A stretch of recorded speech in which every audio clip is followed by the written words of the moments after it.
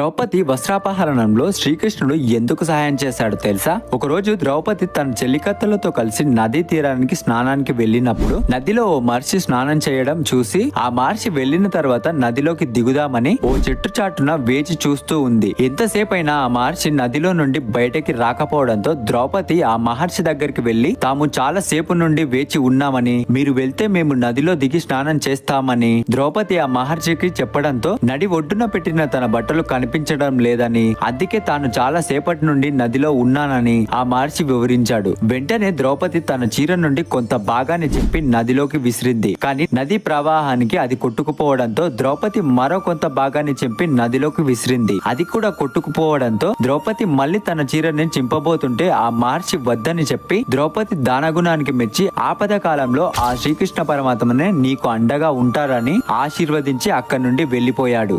Jai Srikrishna.